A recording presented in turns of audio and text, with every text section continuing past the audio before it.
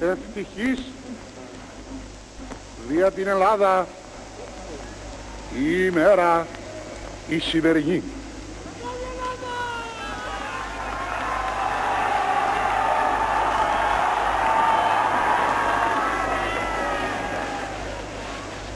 Ο ελληνικός ουρανός διαφανής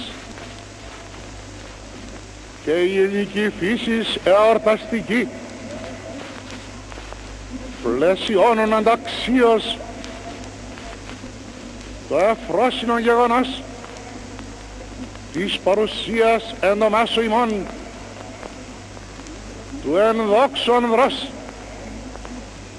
του Πρωθυπουργού της Μεγάλης Βρετανίας κ. Τσόρτσιλ.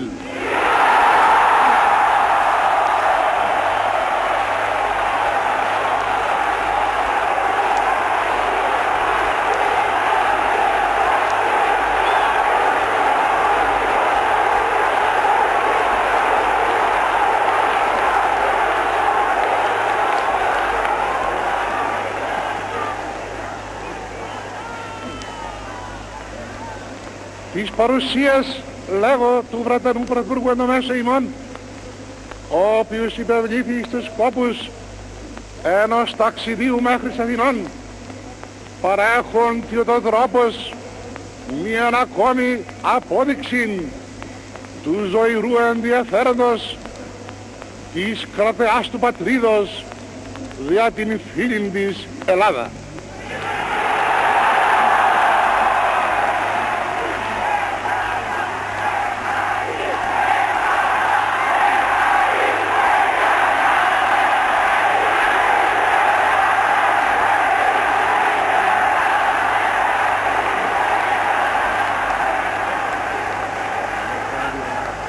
Και το γεγονός αυτό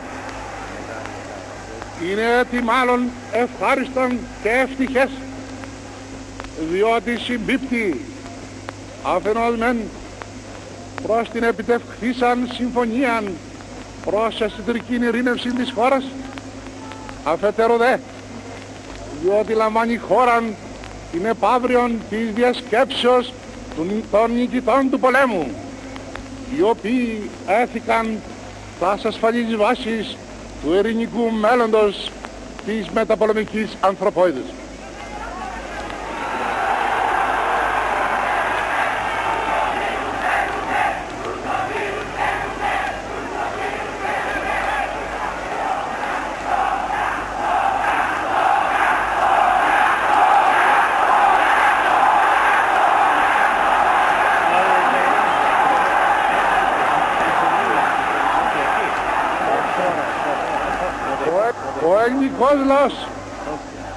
Ο ελληνικός λαός διατηρεί και θα διατηρεί ευγνώμονα την ανάμνηση της προ 2 μηνών επισκέψεως εν το μέσο διασταυρωμένων πυρών της επισκέψεως του Βρετανού Πρωθυπουργού εις την πρωτεύουσα της Ελλάδος προς αποκατάσταση της Γαλλικής, και δια τούτο σήμερον τον υποδέχεται με αλλαλαγμούς χαράς.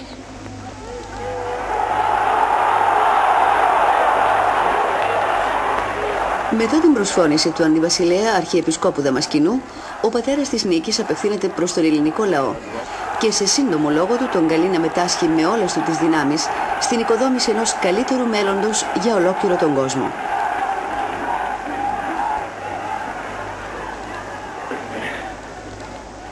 Your beatitude, soldiers and citizens of Athens and of Greece.